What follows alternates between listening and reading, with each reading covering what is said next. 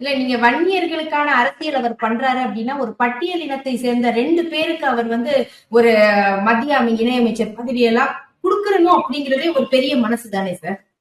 அதுதான் பெரிய மனசுதான். எப்ப அன்புமணி உள்ள வர்ற வரைக்கும் பெரிய மனசு. அதுல வன்னியர்கள் வேற யாரும் லீடர் வரக்கூடாது. முதல்ல வெற்றி பெற்றவர் யார்? பாட்டாளி மக்கள் கட்சியில பண்ருட்டி ராமச்சந்திரன். அவர் எங்க இருக்கிறார்? அந்த கட்சியிலிருந்து வெளியேற்றப்பட்டார். அந்த கட்சியினுடைய மாநில வன்னியர் சங்க தலைவராக முதல்ல இருந்தது யாரு? தீரன் எம்எல்ஏ ஆன பிறகு அவரும் வெளியேற்றப்பட்டார் இவர்களால். ஏன்னா தங்களுக்கு இணையாக ஒரு தலைவர் வன்னியர் சங்கத்திலே வன்னியர் சமூகத்திலே வந்துவிடக் கூடாது என்பதிலே மிக தெளிவாக ராமதாசும் அன்புமணியும் இருக்கிறார்கள். அதனாலதான் இப்படி. அதே காரணத்திற்காக தான் காடுவெட்டி குரு அவர்கள் உடல்நலம் குறைந்து இருந்த பொழுது அவர் தன்னுடைய மகனுக்கு ஒரு போட்டியாளராக இருக்கிறார் என்ற காரணத்தினால் அவருக்கு ஒரு மருத்துவ உதவி கூட அவர் செய்யாம அவர் இன்றைக்கு மறைந்தே போய்விட்டார்.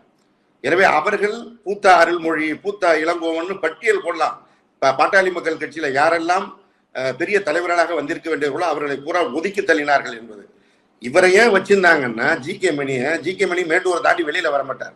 அதற்காக ஒரு அடையாள பொம்மையா வச்சிருந்தாரு. இப்ப அவரையும் கௌரவமாக்கி விட்டாங்க. கௌரவம்னு சொல்லி அவரை உட்கார வச்சுட்டு அன்புமணியை கொண்டாந்து உட்கார வச்சிருக்காங்க.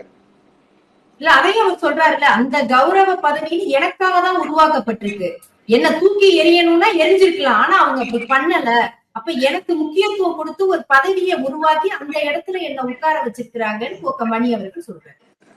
அது கௌரவம் இல்ல. அந்த கௌரவ பதவியில அவருக்கு என்ன அதிகாரம் இருக்கிறது? பேருக்கு அந்த மேடையில அன்புமணி, ராமதாஸ், சௌமியா அன்புமணி உட்கார்ந்துருக்கும் போது குடும்பத்தினர் மாத்திரம் உட்கார்ந்துருக்காங்க, வேற யாரும் இல்லைன்னு சொல்லிடக்கூடாதுங்கிறதுக்காக ஒரு எக்ஸ்ட்ராவா அவருக்கு ஒரு கௌரவத்தோட ஒரு பதவி போட்டு கூட உட்கார வச்சிருக்காங்க. அப்புறம் நாங்களும் இப்படிதான் பேசுவோம்.